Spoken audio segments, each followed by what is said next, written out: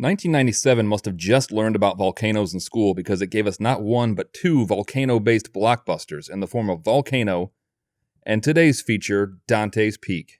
Dante's Peak stars Pierce Brosnan as volcanologist Harry Dalton, and right away we get some pretty sweet volcano action when a volcano that his team is studying erupts. It's a pretty thrilling sequence, and it's a nice little action-packed way to start this popcorn flick, and oh my god! Oh, is she gonna pull through?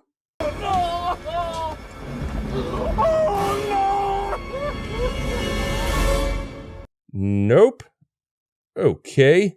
Man, that was a little heavy for a summer blockbuster. We callously fast forward 4 years and Harry's still having trouble coping with his girlfriend getting her brain obliterated by a volcano. I don't blame him. And he has to go to the town of Dante's Peak because they're picking up some activity from the volcano there. Rachel Wando is the mayor of Dante's Peak and she's accepting an award from Money Magazine that names Dante's Peak as the second best town in America. Of course, Money Magazine's pick for the best town in America was Cheesequake, New Jersey, so it might have been a joke article about natural disasters that just kind of took on a life of its own. Dante's Peak is such a quaint town that the biggest problems they have are people jaywalking, children playing in mines, and most likely a few of these residents are keeping women confined in a pit in their basements. But the movie wisely doesn't focus on that aspect of small town life. There'd be way too many subplots. Mayor Wando shows Harry around town and they find small pieces of evidence to lead Harry to believe that the volcano might be waking up, such as dead squirrels, dead trees, 2 dead people that were horribly boiled alive in a hot spring, some more dead squirrels, and the air just doesn't feel right. Just little things like that. What are you doing there? Checking the acidity in the water. Oh, like a pool man. Yeah, exactly. Just like a pool man. Yes, just like a pool man. I really love it when yokels belittle my career. What the f*** was that? That didn't sound anything like Pierce Brosnan. I'll have to tweak that one. Alright, I'll get it, don't worry. Harry and Mayor Wando call to order a meeting of Dante's Peak's Wise Council of Elders. And I'm going to go on a limb and say that at least one of them is a proprietor of the town's only hardware store. And like every disaster movie, there's always some dummy that doesn't want to listen to the fancy scientists who will just cause a panic, but unfortunately in Dante's Peak, literally everybody is that dummy. Everyone is worried that people will begin to talk and start to panic if they find out that they had a meeting with volcano people. But I live in a small town and there have probably been hundreds of town meetings and I've had zero idea. I quite literally have no idea what ever happens around here. I don't even know if we have a mayor. Or a town council. They don't want to put the town on alert because they don't want to cause a panic. But if I lived at the base of a volcano, I would just always assume that the town was on alert.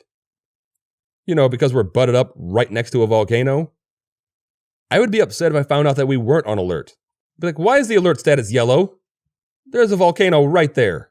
The entire volcanologist team shows up in Dante's Peak to run tests and discover all sorts of tiny indicators of a volcano, plus a freaking earthquake, but they still decide that there's nothing to worry about, decide to give it one more week before they skip town.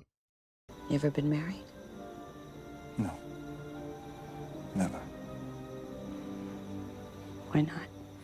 Well, my girlfriend got a piece of volcano lodged in her brain. Our relationship never really recovered after that. What is going on? I sound like Brendan Gleeson. My name's Bond, James Bond. What the f***?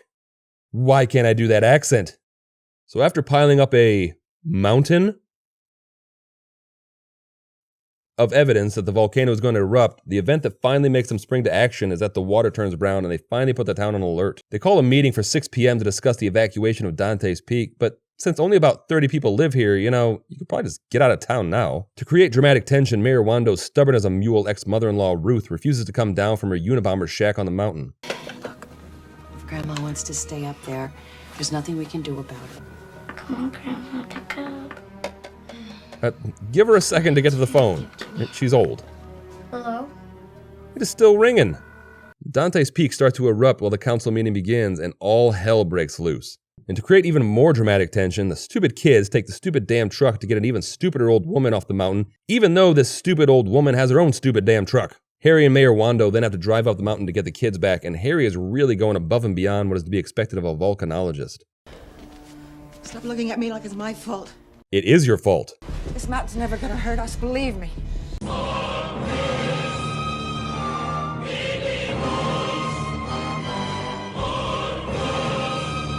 Good instincts, Ruth. They get into a boat and try to cross the lake, but the lake starts to eat their boat, and Ruth jumps out and oh my god, Ruth! Get out! The dock is right there! You are taking the way long way out of this death water. Get out, Ruth! My son's the biggest fool of all. Oh man, using her last breath to trash her only son? That's cold. Dude's not even here to defend himself. So sacrificing Grandma Ruth to Dante's Peak only enrages the volcano further, and she decides she must consume the whole town in order to bring forth the reign of the Great Ones. I think. I don't think they ever actually come out and mention the Great Ones, but I'm pretty sure it was implied. Harry manages to drive the truck into the old abandoned mine to escape the volcano, and they should have enough provisions to survive on since Graham always comes down here to... Well, let's face it, he comes down here to masturbate, but he did stash food down here as well. Unfortunately, Dante's Peak is trying to Final Destination Harry, and he gets absolutely f***ing smushed inside his truck while trying to activate the beacon. And, you know, it would be at this point where I would just pray for the sweet release of death, because this seems awful. Even if I was only in there for 30 minutes, I would just want to die of a heart attack. That just looks terrible. He actually looks pretty good for being in there for 2 days. If I was Harry trapped in a truck for 2 days, I would be an inconsolable, blubbering mess. My brain would just be broken. But you have to realize this is kind of too happy an ending for a movie like Dante's Peak. Like, this movie has killed people in horribly violent ways. So really, this has to just be the last few synapses of Harry's brain firing as he slowly succumbs to gangrene and a lack of oxygen. I mean, it's a sweet little ending for Harry, you know, right before he dies, but...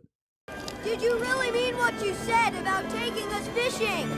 Well, I only said that because I thought we were going to die. What the hell? Thanks for watching.